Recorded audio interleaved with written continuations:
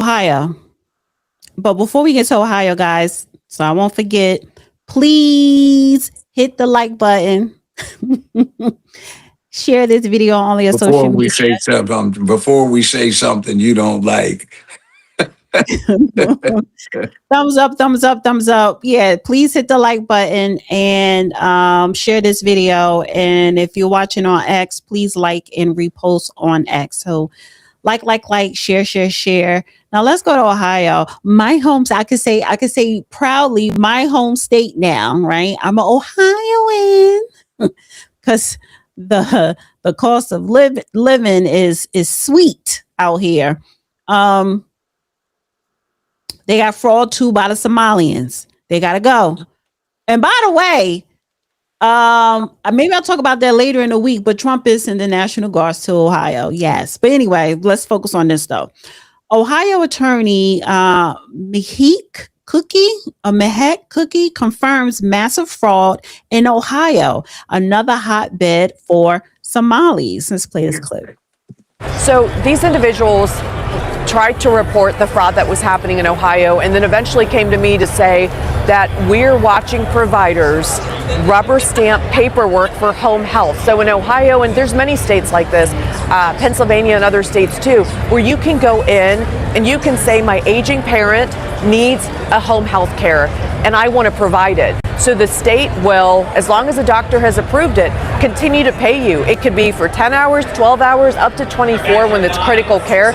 So you could sit at home without caring for an elderly parent who really doesn't need it, make about $75,000 to $90,000 a year. Now you add two parents, that's $180,000. Now you add your in-laws, $250,000. You continue to add this and you wonder, what are the services being provided? So a lot of providers came and said, fraud is occurring because we said we weren't going to rubber stamp this paperwork, so they went to other providers. Their home healthcare network saying, we'll make it worth your while. Well, sounds like a kickback to me. So we really need to investigate the Medicaid system and how much it's increased since the Somalian population came and who really needs critical care, because that's meant for our disabled, our elderly, and people who really need it, not to just live off our system. And that's what's happening in Ohio. I think it's ridiculous. I think it's despicable, but authorities are now looking at it from the Attorney General's office to the U.S. Attorney's office. I flagged them all because this is Ohio tax dollars and we have to take it seriously. I'm tired of people telling me, well, this is the way it's always been. It's subjective and we can't really check. No, you can. Audit America, audit Ohio now. And I'm pushing for that in every single state. Did you hear her? Yeah. Medicaid, honey. We have a very large population of Ohio residents are seniors. And you talking about 70,000 for one patient? I need to get into that field. But I'll actually have some patients there. Well, wait till you get to the part about the same supposedly needy elderly person has 2 or 3 people making a claim to care for them at $70,000 a piece per senior citizen. That's what she said. Yeah. And that's why she's saying audit. Do an audit and you can uncover all of the fraud and who's doing it. So I want to play this clip here from this woman. I've seen her a couple of times. So it says Ohio woman begs Nick Shirley. That's the journalist guy that's in Minnesota. He uncovered the Minnesota Somali child daycare fraud. So she wants him to come to Ohio to expose the Somali fraud in Ohio. Nick Shirley, I hope you see this video. Please come to Columbus, Ohio. The reporting you did in Minnesota was amazing. Thank you for that. And if you come to Columbus, Ohio, you will find the exact same fraud. You will see the exact same things. Daycares everywhere. The home health care. I mentioned that in my video. I do not have your bravery to go out here and knock on doors like you did. I don't even want to leave my room right now. Okay. But you could come here and do what needs to be done. Please investigate. Please talk to our government officials. and you see how the police escorted you out of that building, the Columbus police are on the same take, I am sure. Allegedly. Let me say allegedly before I got the Columbus police coming after me, as well as the Somalis. It's a lot. In the meantime, please come here and investigate. You will find the exact same things. And the rest of the country needs to know that it is real. Thank you for all you are doing. And please, please, please stay safe. So I think more people, more residents need to come out.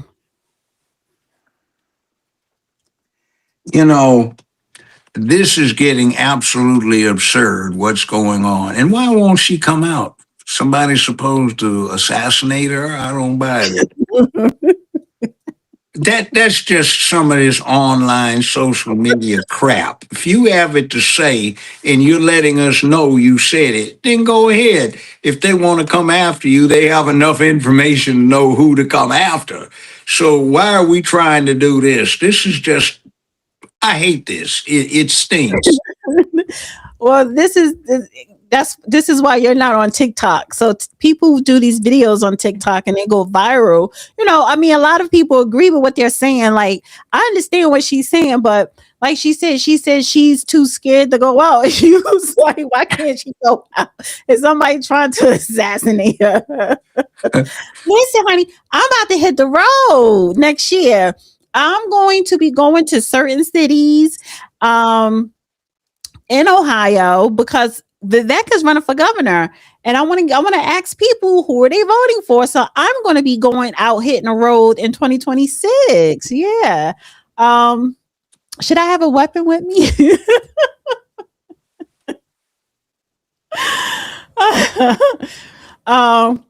But yeah, so Ohio is next. Ohio, I didn't know. Minnesota is number 1 with the most Somalis. Ohio is number 2. I did not know that. And I believe the number 3 is Massachusetts. Massachusetts is or Maine. So it's a lot of Somalis here. Well, you know why? Because those 3 states used to be the upper terminus of the Underground Railroad for escaped slaves before the Civil War started. And there is the Somalis. Yeah, but see, that's because there is a thing that is 200 years old there, where since the 1820s, where there has been tolerance of black folk of all sorts because the slaves were welcomed up there, and that's where the abolitionist movement started, meaning to end slavery. A part of the impetus that went into setting up Liberia, where American slaves could be taken if they wanted to repatriate to Africa and get away from slavery in America, the ideas and support originated in those areas. So there is a receptivity. Yes, and they always lump black immigrants with Black Americans. Like they think we're all the same, even though we're not. Well, there is an appearance. See, there is a thing in American culture called the 1 block rule. If you can be recognized for something from 1 block away from the rear, then you will always have identification negatives associated with what you are. But the fact of the matter is from the rear, from 1 block away, you can't tell whether somebody's Asian, European, or south of the border type mix, you see. So they get kind of a free pass on this, and you can be a block back and you can spot the typical black person either by complexion or by hair, or these days by attire. So it's easy enough to, or like her, you can spot her facial features from a block away from the front, and she's got that head rag on, so you can spot that, and that's one of those. No, that's not. We got to be serious here. Well, she's not Somali, but she's black, and see, the Somalis kind of by They don't look like us. No, but from a block away from the rear, they do. See, you've seen, look, Omar, what kind of something does she always wear on her hair? Or even if you take I forget all that block away. uh, We don't look like Crockett, she's full. always got that wig on. You can spot that from It's a a block difference. away. So listen, Or the Golden false said, oh, eyelashes these days. Golden says Franklin County, Ohio, Columbus is corrupt. The woman has cause to fear for her safety. I live in Ohio, work with Somali. They are not to be trusted, nor cops that protect them. So I guess maybe she has a point. I don't live where she lives at. But we don't have a Somali issue up here, even though this is a blue area. There ain't no Somalis up here. The rainbow is here, but we don't have Somalis here. However, where she lives at Columbus, I guess, maybe she do have a reason to be fearful. I don't know. But girl, you are a black woman. They don't really harass black women like that. Like, I don't think so. But still staying on Ohio. So this happened. It says an American woman is furious after getting to a hit and run crash with a Somali migrant who does not have insurance. Columbus, Ohio is the number 2 Somali hotbed in the U.S. So, yeah, she got into a fender bender with a Somali immigrant who didn't have insurance. And I want to go back to this lawyer who was speaking on that. Hey, Ohio, picture this. You're driving home, you're insured, you're registered, you're doing everything that Ohio law requires. And then bam, somebody crashes into your car and flees the scene. Later, police find the vehicle. It's completely destroyed in the front. And instead of this person taking responsibility, stunning response. I'm from Somalia, I don't have insurance, and I'm going back anyway. Let that sink in. And let's stop right here. Watch this. And I called the police and they came over and did a police report, and I gave them a description of the vehicle, and some nearby police officers that were patrolling the area found the vehicle in a parking lot. And now the people that hit my car are telling the police that I hit them, that I backed into them. The police, of course, do not believe them. This is not about ethnicity. This is about crime and consequences. Yes, hit and runs happen in America every day. But what doesn't happen everywhere is when somebody actually openly admits they're never going to be held accountable because they're going back to Somalia, and our system is allowing for it. This is not a random crime anymore. This is learned behavior. Everybody knows that the hypocrisy here is stunning. Nobody wants to point this out, so let's do it. Ohio requires you to carry insurance to drive.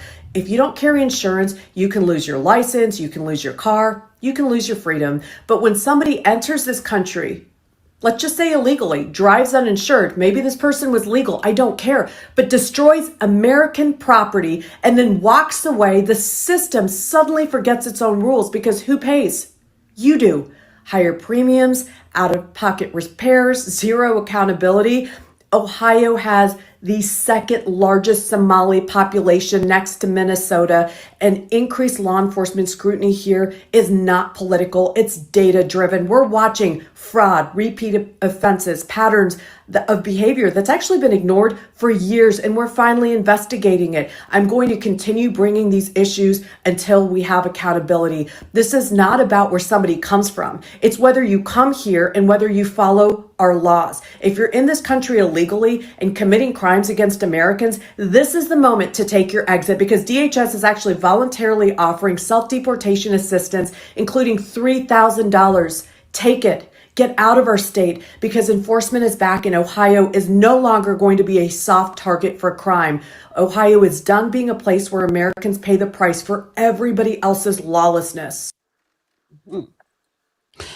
Listen, these illegals, they got over like a fat rat. They got free credit card, free welfare, education, healthcare, housing, jobs, transportation for 4 years under Biden.